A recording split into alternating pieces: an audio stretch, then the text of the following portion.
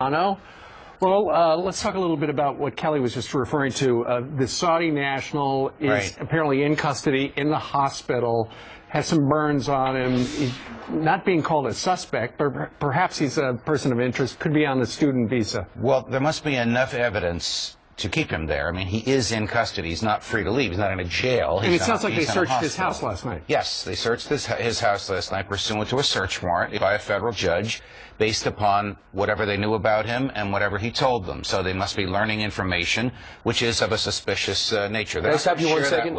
Judge, if he was clearly innocent, would they have been able to search his house? Well, if nothing was leading to any other reason. If he gave the right answer, said I was just standing there, would they have searched his house? Honestly, I think almost any judge would give them almost any search warrant they want in those circumstances, as long as there's something. We saw him running away, and his pattern. But the bomb had just gone off. Right. Anybody would run from the bomb. He appeared different from everybody else. He appeared deceitful. He appeared more concerned than But how much else. of that? I mean, how much of that is? It's a guy from Saudi Arabia. He doesn't necessarily look like the other guys there. We've been trained to sort of do some racial profiling. I mean, and how much of that can be attributed, you know, the suspicion on him to that versus we have real reason to believe this guy committed a terror attack? Theoretically, judges are not supposed to take that into account. But in the moments after this happened, when there is a burning, compelling governmental interest to gather evidence against someone who might be involved, almost any judge would sign that kind of a search warrant. Now they have all kinds of experts going through everything that's in there. What's in his computer? What's in his cell phone?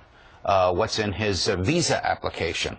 Who are his connections back in Saudi Arabia? They can't develop that information overnight, but they can do it pretty quickly. Sure. Was he honest or was he deceptive when he made his visa application, which is a lot more complex post 9/11, but which any smart and determined person can trick the government and get in here even though they have evil designs. Was he a real student or was this just a front? Right, and Boston is a college town. There are a lot of students on visas from many different countries there. Yes. But you said he might be able to trick, you know, the Immigration Service to give him the visa. How? Well, just flat out. I don't want to be critical of the government here because this is a crisis moment. The government simply lacks the resources to check and monitor the movement in a foreign country and here of every foreign student that comes here.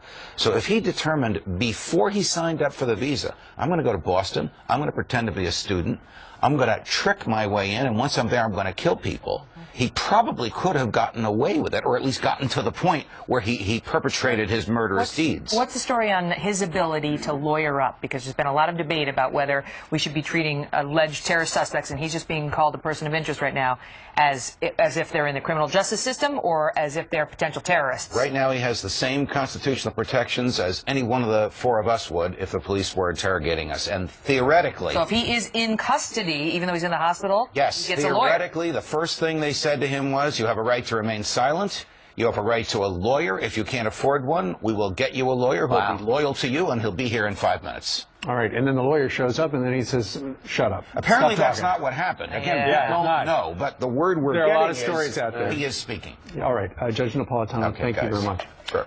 Meanwhile,